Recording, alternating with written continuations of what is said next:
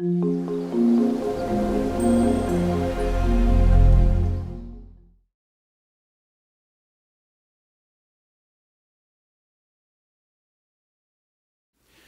if this is your first time here, one of your first times here, I hope this gives you a good sense of who's here. It is primarily a group of seekers, people who are looking for meaning, maybe the meaning, but I doubt we'll get there. But meaning, and there are usually many meanings, many paths to perhaps the same summit, or we don't know. We like the journey more than the destination. We like the questions more than the answers, I think. And so this is who we are. We come together every Tuesday night, and we talk about things that are meaningful. And I asked someone, a friend of ours of the universities, I said, there's so much political stuff going on in the world. Should we be addressing that? And he said, you are. I said, I think you're right, we are. Because this is what it comes to, is your personal meaning and our communal meaning for what we think it means to be human right now. Yeah. Speaking of which, it's a good introduction for Kabir. So what this is Passages, one of our favorite series. We take a text and we give you some context, and then we open it up for discussion. I'm really excited about this tonight because I don't know as much about Kabir as I do some of the others, but I want to give you what I know and some context, and then we'll have our usual great discussion about this most interesting poet saint. And here's our passage. To what shore would you cross, O my heart? There's no traveler before you, there's no road.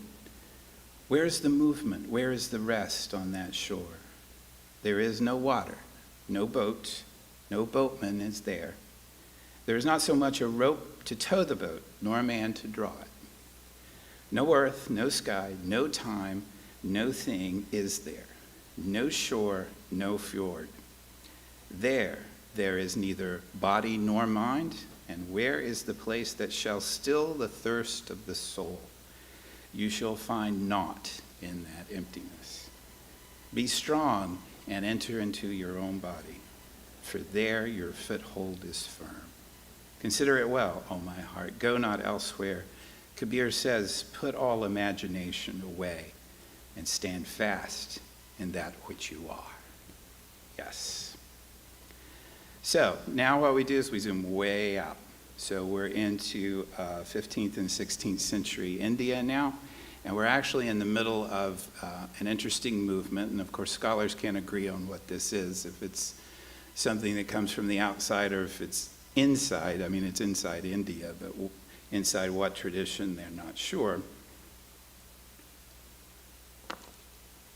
But we have Ramananda, who brought this Reformation, I hate to say Reformation because that connects it to the Christian Reformation, but this new movement into northern India that was started by Ramanuja in the south in the 12th century, a reformer of Brahmanism, and then Ramananda moves it into the north. And this movement, let's just call it a movement. It's a reaction, as we often see in world religions, it's a reaction against formalism. And you can find this in Buddhism and Christianity and Judaism and Islam. We like to settle things and say, okay, this is that. Okay, got it, this is that. And therefore thou shalt not, and thou shalt. And then we ultimately find that too constraining. And so we say, nah, forget all that, let's start over. And that's Shiva and the process of creation and destruction all over again. This is us.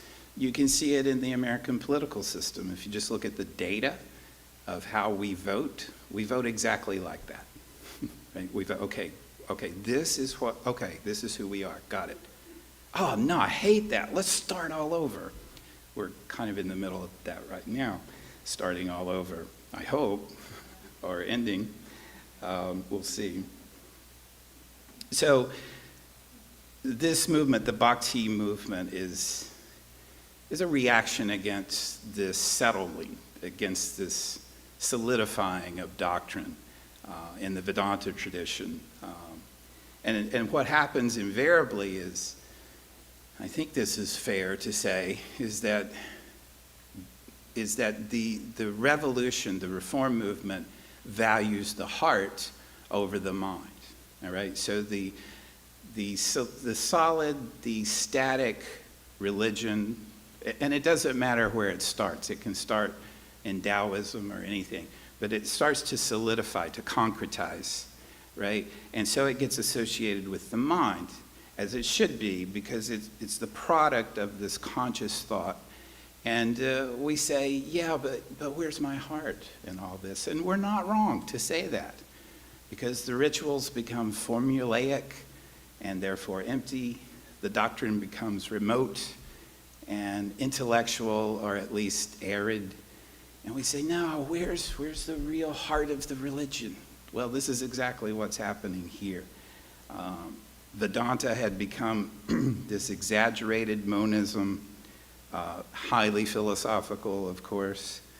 And so what emerges in reaction to that is the Bhakti movement, which is about devotion to a particular god. So that it becomes, so you get this in Christian mysticism too. So you get the solid and static and kind of inert doctrine of the Catholic Church in the Middle Ages, and then you get the mystical tradition that really just kind of goes right by all that. And so you've got these saints, these female saints, for example, like Julian of Norwich and Marjorie Kemp, who are writing about erotic relationships with God. Because why? Because that's where the heart is. That's where the passion is. Don't give me Thomas Aquinas. Give me lust for my Savior. Give me passion, right? Give me something happening here. I don't want this arid, systematic, scholastic theology. All right. So the Bhakti movement is about this religion of love, and it's powerful. That kind of preaching is powerful, right? Because what's better than love? What's better than devotion? What's better than the simplicity of that kind of passion? And so there's a syncretic movement here where Kabir and those like him, and there were many like him, these kind of poet saints wandering around the country proclaiming this new religion, newish religion. Rumi is one a couple centuries before. They exercise a really powerful influence on the religious thought of India, and it's powerful if only because you're transcending the existing traditions, which are Hinduism and Islam at this point. As you might guess, that is not always well received when you transcend a tradition, because that's the whole point of orthodoxy. Orthodoxy means to cut straight, right? And so we don't want any curves in our religion, right? We want these straight lines, good to make boxes from. I like this this story of one of these poet saints, Tukaram. He was a Shudra and he became a merchant, and the Brahmins are like, hey, you can't do that, you shouldn't be moving around castes and stuff like that, and who are you to write on religious matters? We do that, so get out of our shop. Does this sound familiar? Very much like Jesus and the Pharisees. Hey, you're in our shop, get out.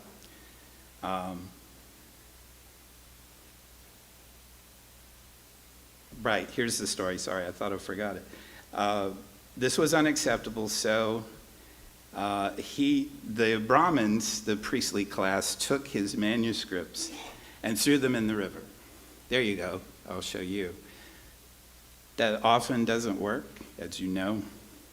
And the story is that he began fasting in response to his manuscripts being thrown in the river. And soon after, his sunken notebooks reemerged to the surface of the river, right? Beautiful. And that's totally part of this movement, is you're not just transcending traditional doctrine, you're transcending all kinds of things, including physical laws, right? Because we're breaking away, we're free, we're existing in the imagination. and all things are possible there. Guru Nanak comes out of this tradition, the founder of Sikhism, by the way, and has a relationship with Kabir. All right, so here's Kabir. You'll see the image there. He's a weaver. So he was Julaha, or born into the weaver class and caste, sorry. So you will often see him depicted this way, and of course that's beautiful because we've met a few weavers in our journeys here. Calypso on her island, Penelope in her castle, her home, she doesn't have a castle, but she has a home in Ithaca. Weaving is a really important metaphor, especially in the ancient world, because it's about connection, right? It's about making a text. It's about interrelation and making textile, making a thing out of all these relations. 1398 to 518, that's probably not right. That's 120 years. But we're in the realm of legend now because we really don't know a lot about Kabir, and so we depend, this is actually very much like Jesus now that I think about it, we depend upon his disciples and followers to tell his story. And the stories are hagiography, they're sacred stories, and so you tend to embellish, which is fine, that's what makes for a good story, but remember, they're not historians. The discipline of history, as we know it, as a science, as a social science, doesn't exist. They're just trying to tell good stories. That's what the gospel writers are doing. That's why there are four of them. Sorry to keep going into Christianity, but I thought it might be a good comparison. And the story of Jesus is 4 canonical gospels and a dozen non-canonical gospels. And that's the way a founder or a saint often appears. We just don't know. It seems that his family converted to Islam early on, probably to get themselves out of that caste system, which was not unheard of, the Hindu caste system, because this is Benares, India. He was a revolutionary to Hinduism and to Islam. He preached a monotheism, but it was a monotheism that was addressed to the poor and for the poor, and assured them of their access to God without any intermediary. And again, we're going to see how political this is. When you start talking about removing the intermediaries, you're affecting people's business, right? So one of the things about Muhammad that was so controversial was not his monotheism so much as the fact that he put the idol makers out of business, because it was big business on the caravan route there. So here's this guy creating this monotheistic religion, but you also don't have idols. So what am I supposed to sell now?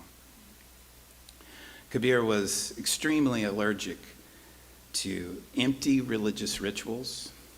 And here I think we're the same. I don't know about you, but I can't stand to sit through something that's just perfunctory. It drives me crazy, especially if it's longer than 10 minutes, right? So I always try not to make you sit through that. And he was especially allergic to hypocrisy, and he saw it everywhere, as you'll see. Again, not good to call the people in power hypocrites. Doesn't usually end well.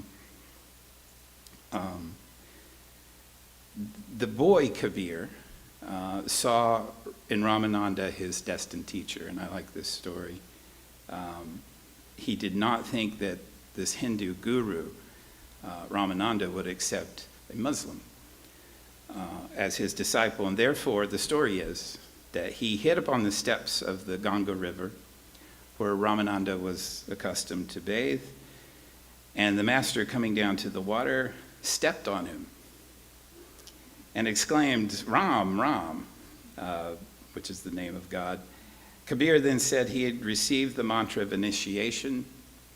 When Ram said, God, he said, "Okay, thank you. I've just been initiated as one of your disciples." Again, he was a trickster. He was a poet and a trickster. Poets are always tricksters. Watch out for them. He persisted in this claim, much to the chagrin of the Hindu and Muslim orthodoxy at the time, and thus demonstrating in this story, at least, the very principle of syncretism that he would later teach, that there is neither Hindu nor Muslim. There is only you. And you must transcend both.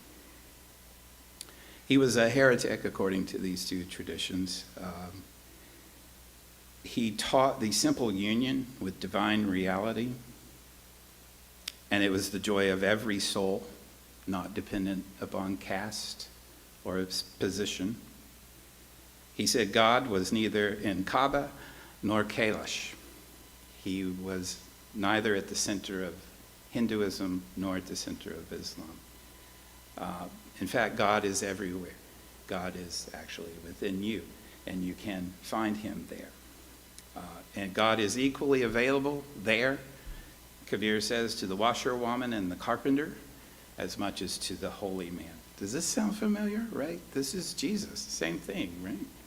Overturning the orthodoxy. All the accoutrement of religion is useless. In fact, it's dangerous. You should stay away from it.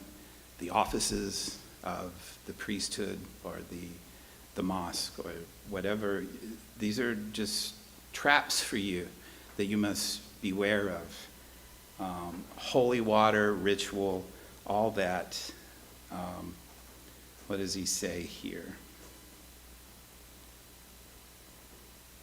Dead things intervening between the soul and its love.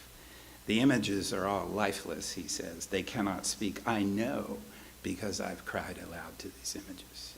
The Purana and the Quran are mere words lifting up the curtain I have seen. Nice, right? And then he has a famous story about his death. Again, we don't know about him in the historical sense, but we do know the stories that are told about him. After his death, both Muslim and Hindu disciples came to bury him and take possession of his body. The Muslims wanted to bury him. The Hindus wanted to burn him, as is the custom, his body. And so as they argued, Kabir appears before them and told them to lift the shroud covering his body and look underneath. They did so and found in the place of the corpse a heap of flowers, half of which were buried by the Muslims at Maghar and half carried by the Hindus to the holy city of Benares to be burned. A fitting conclusion, it is said, to a life made fragrant, which had made fragrant the most beautiful doctrines of both great creeds and, in fact, transcended them. So, let's hear some of these words of this poet saint.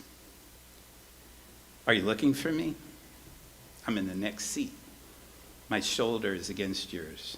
You won't find me in the stupas, not in the Indian shrine rooms, nor in the synagogues, nor in the cathedrals, not in the masses, not in the kirtans, not in the legs winding around your own neck, nor in eating nothing but vegetables.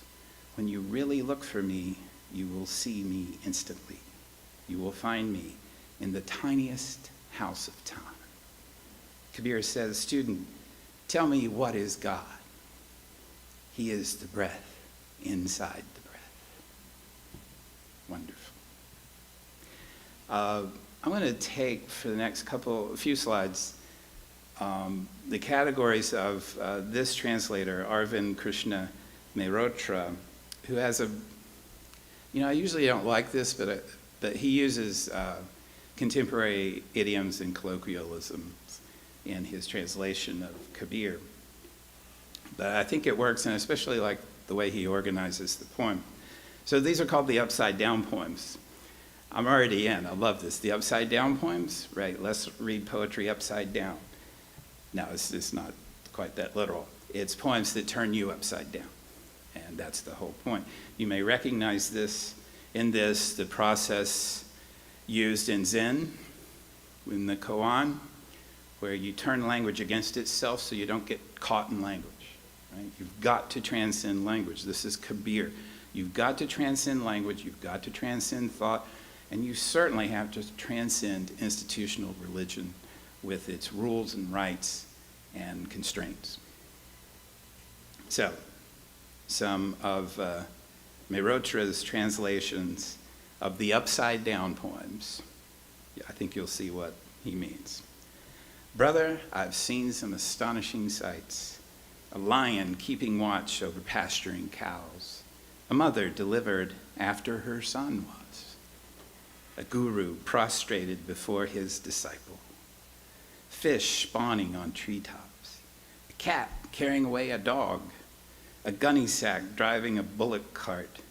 A buffalo going out to graze sitting on a horse. A tree with its branches in the earth, its roots in the sky. A tree with flowering roots. This verse, says Kabir, is your key to the universe, if you can figure it out. Upside down poems.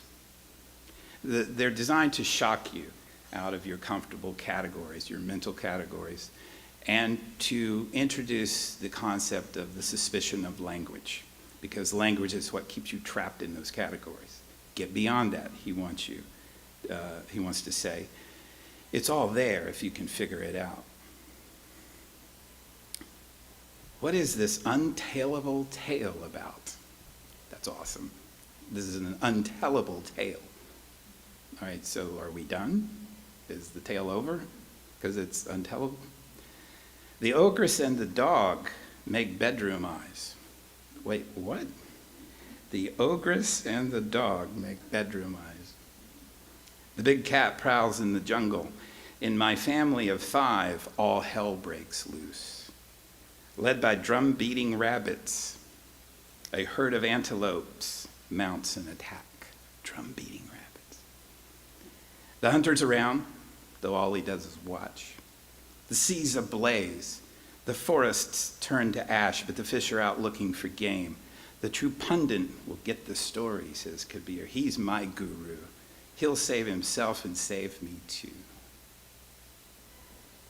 Okay, feeling upside down a little bit? Yeah. By the way, the word pundit actually comes from Sanskrit, and it means one who comments and explains the scriptures. By the way, this is not just random, Hunter S. Thompson type stuff. There are symbols here. So in my family of 5, all hell breaks loose. That's probably a reference to the 5 senses and his inability to kind of process things in this upside down world. There are plenty of other symbols that you can find if you look, as is the case with upside down poetry. How do you, ask the chief of police, patrol a city where the butcher shops are guarded by vultures, where bulls get pregnant, cows are barren, and calves give milk 3 times a day, where mice are boatmen and tomcats the boats they row? Mice are riding tomcats like boats. Where frogs keep snakes as watchdogs and jackals go after lions. Does anybody know what I'm talking about? Says Kabir. The answer is no and yes. All right, enough of the upside down poems. Runaway mind, again, this is Mehrotra's categories that I really like. The mind's a short-changing huckster with a crafty wife and 5 scoundrel children. It won't change its ways. The mind's a knot, says Kabir, not easy to untie. A short-changing huckster with a crafty wife and 5 scoundrel children. Again, I think that's probably the 5 senses, and the wife is the body, maybe. Listen carefully. Neither the Vedas nor the Quran will teach you this. Put the bit in its mouth, the saddle on its back, your foot in the stirrup, and ride your runaway mind all the way to heaven. Isn't that great? You like that? Let's read that again. Listen carefully. Neither the Vedas nor the Quran will teach you this. Put the bit in its mouth, the saddle on its back, your foot in the stirrup, and ride your wild runaway mind all the way to heaven. I think I can do that. I like that. The body's a pot, and the mind is the cream. 3 milkmaids are churning. From time to time, they throw in the, I love this. From time to time, they throw in the Lord's name. Okay, so let's go slow. The body's a pot, and the mind is the cream. Okay, got it. 3 milkmaids are churning. From time to time, they throw in the Lord's name, seeing that she's got the butter, seeing that the pot is smashed. The dairy wife, Kabir says, rejoices. It's about transcendence, right? It's about working what you have, right? The mind and the body, and throw in the Lord's name, sure. I like that, just casually throw the Lord's name in. And then the pot's going to smash, right? We talk about this a lot in here. The pot is going to smash, whether through your death or more accurately through your metaphorical deaths that come through suffering. Your pot is going to smash. This is a great suffering and a great gift, because once we've got the butter and the pot is smashed, we can rejoice, right? So Mehrotra's commentary here is, in the original, the 3 milkmaids are called Ida, Pingala, and Sukman, which are the names of the 3 nadis, Sanskrit for tube or pipe. So in yoga, the nadis are the channels for the flow of consciousness and can be stimulated through breathing techniques. These are the 3 milkmaids.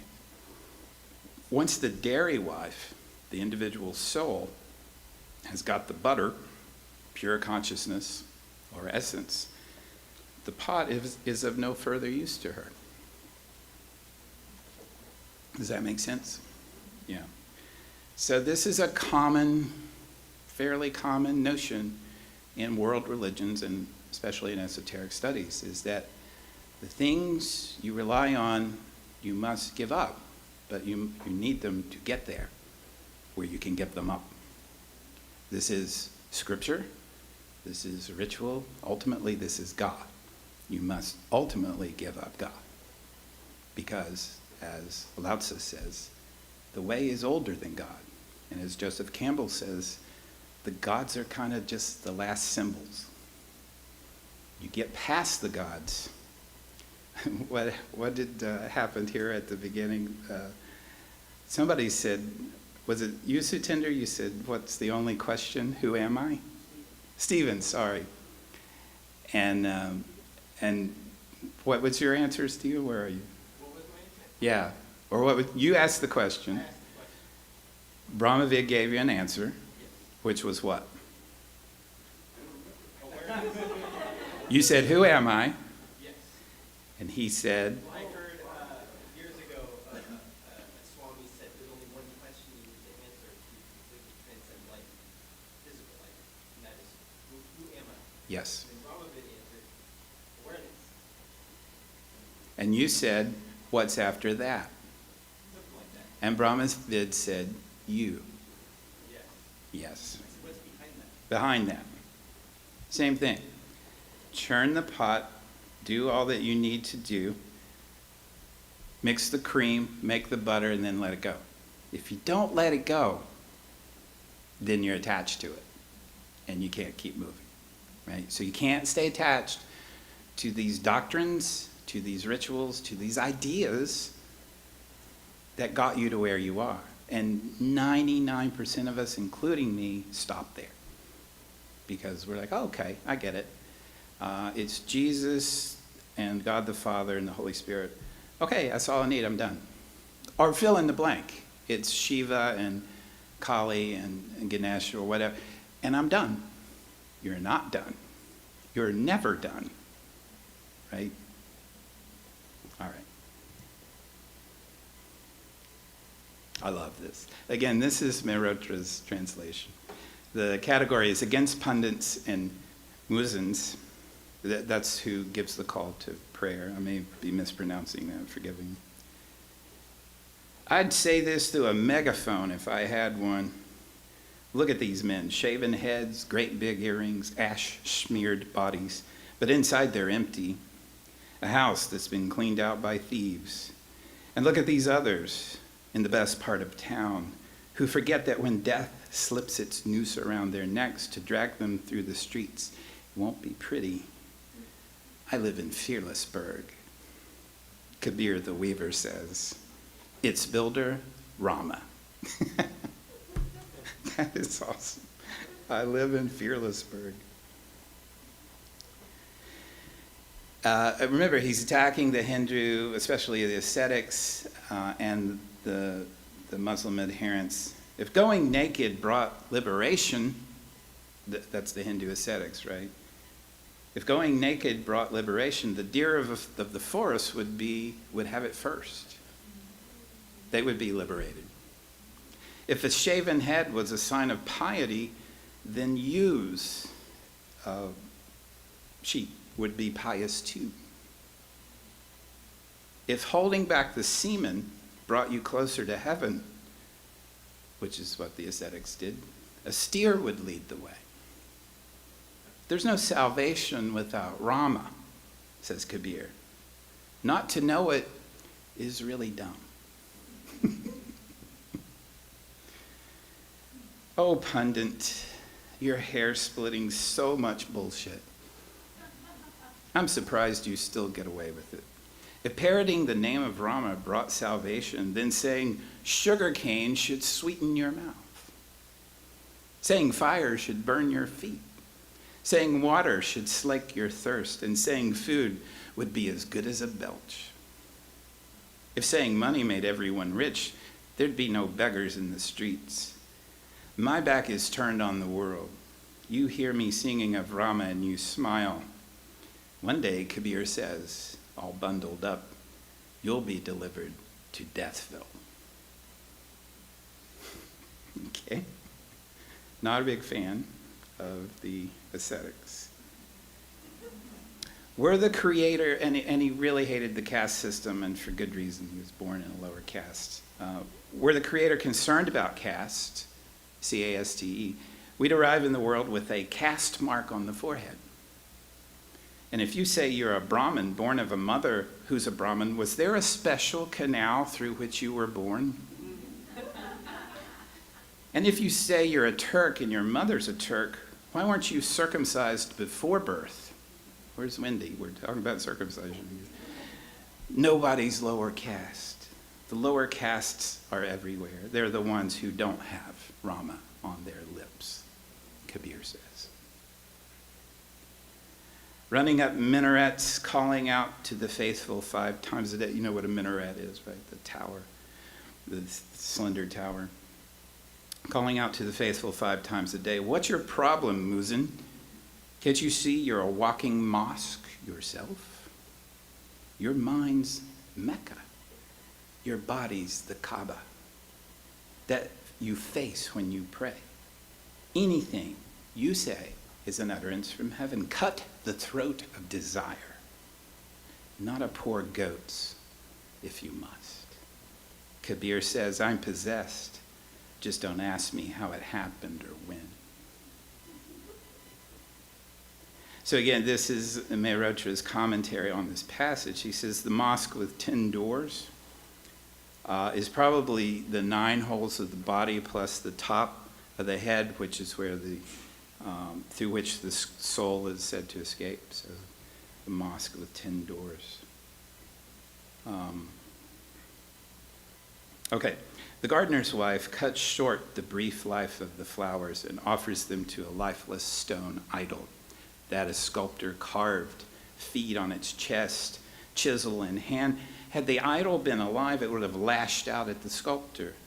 It would have seen through the priest who grabs all the food the faithful bring, leaving the scraps to the idol. Not one, not 2, but everyone's a sucker, says Kabir, not me.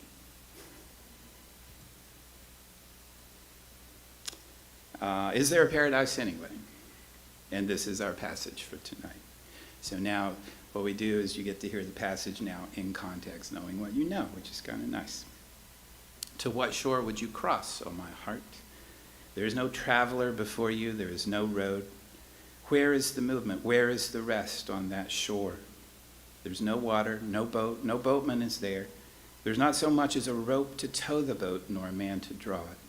No earth, no sky, no time, no thing is there. No shore, no fjord. There is neither body nor mind. And where is the place that shall be the thirst of the soul? You shall find naught in that emptiness. Be strong and enter into your own body, for there your foothold is firm. Consider it well, O my heart, go not elsewhere. Kabir says, put all imaginations away and stand fast in that which you are. He says in another poem, I'm waiting, this is very similar, I'm waiting for the ferry, but where are we going? And is there a paradise anyway? Besides, what will I, who see you everywhere, do there? Now, when he's talking to people in the poem, it's often Brahma or God. I'm okay where I am, says Kabir. Spare me the trip. Let's go, everyone keeps saying, as if they knew where paradise is. But ask them what lies beyond the street they live on. They'll give you a blank look. If paradise is where they're heading, paradise is not where they'll end up. And what if the talk of paradise is just hearsay? You better check out the place for yourself. As for me, says Kabir, if you're listening, good company is all I seek. Reminds me of Walt Whitman a lot. He has this wonderful line where, to be with those I like is enough. I swim in it as in a sea. All right, now I'm going to go to, we're almost done. Now I'm going to go to Tagore's translation, which is probably the more popular one. Rabindranath Tagore's in the early 20th century. And he focused here from Tagore on just some metaphors because he's a poet, and poets live and breathe metaphors. The river and its waves are one surf. Where's the difference between the river and its waves? When the wave rises, it's the water, and when it falls, it's the same water again. Tell me, sir, where's the distinction? Because it has been named as a wave, shall it no longer be considered as water? Within the supreme Brahma, the worlds are being told like beads. Look upon that rosary with the eyes of wisdom. Nice, right? Between the poles, I really like this one. Between the poles of the conscious and the unconscious, there has the mind made a swing. You ever been on this swing? Thereon hang all beings in all worlds, and that swing never ceases its sway. Millions of beings are there. The sun and the moon and their courses are there. Millions of ages pass, and the swing goes on. All swing. The sky and the earth and the air and the water and the Lord himself taking form. And the sight of this has made Kabir a servant. Yes. Dance. Dance, my heart. Dance today with joy. The strains of love fill the days and nights with music, and the world is listening to its melodies. Mad with joy, life and death, dance to the rhythm of this music. Joy, life, and death, by the way. The hills and the sea and the earth dance. The world of man dances in laughter without tears. And tears. Why put on the robe of the monk? Sorry, Brahmavid. But why put on the robe of the monk and live aloof from the world in lonely pride? Behold, my heart dances in the delight of 100 arts, and the Creator is well pleased. The temple bell. Oh, brother, when I was forgetful, my true guru showed me the way. Then I left off all rites and ceremonies. I bathed no more in holy water. Then I learned that I was alone, that it was I alone who was mad, and the whole world beside me was sane. And I had disturbed these wise people. Love it. From that time forth, I knew no more how to roll in the dust and obeisance. I do not ring the temple bell. Oh my God, that's so amazing. Let me read it again.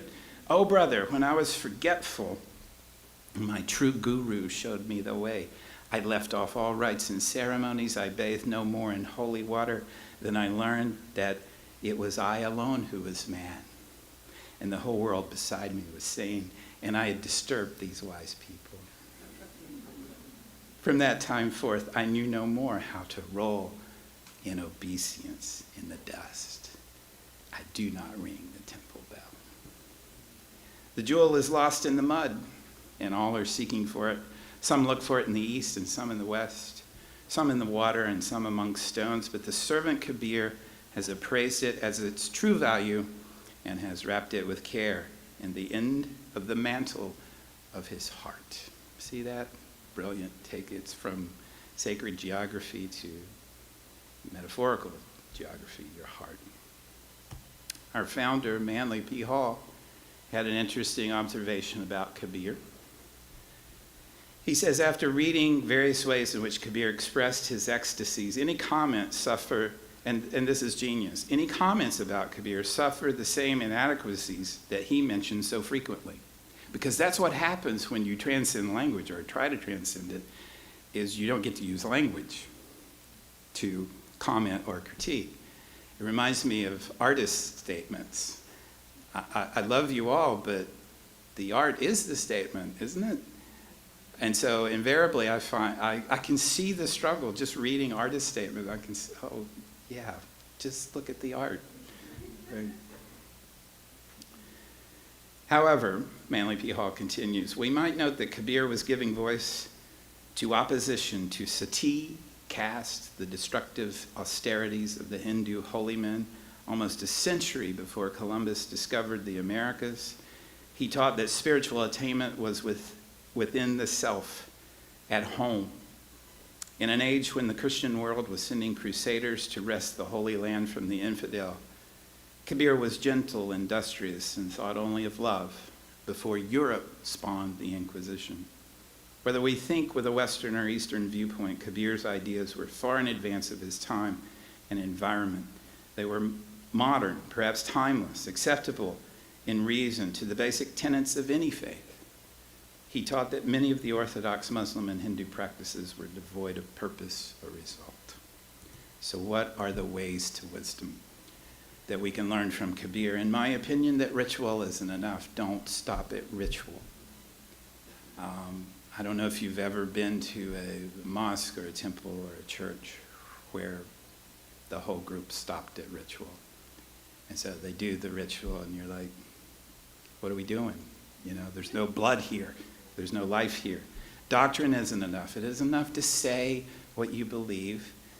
Students used to always ask me as a professor of religion, well, what do you believe? And I said, it doesn't matter what I say. I believe what I do. So look at what I do. And that's the best answer I can give you. We get caught up in words, and we especially get caught up in freezing those words, in making them stop on the page. And when you've made them stop on the page, you've made them stop in life. Institutions aren't the way, according to Kabir. I don't know. I'd be curious to hear if any of you find meaning in institutions now. I suspect, again, I'm open to discuss this, but I suspect all institutions are so heavily under suspicion now that we just don't trust institutions. But we can get into that. Whatever, Kabir says that's not going to be the way. You are the way, and you are enough. He's a poet, radical, and a saint, and these are the voices that call us from that static, stolid mode of existence. You've got to hear this radical voice. It's got to turn you upside down, or you're not going to hear it, because everything else is just going to be an echo within that same chamber. And let's not forget, and let's not tread lightly here, wisdom, as Kabir saw it and as we see it, is political. We can't pretend it's not. To advocate a position of compassion and thought and consideration of all viewpoints, our values here, that is not an objective and inert position. That is a political position. So that we say, if you come in here and you say that your way is the only way and you're going to deride and decry the people who don't follow your way, you're not welcome here. Wisdom is political, and it makes for revolution. Thank you for your attention.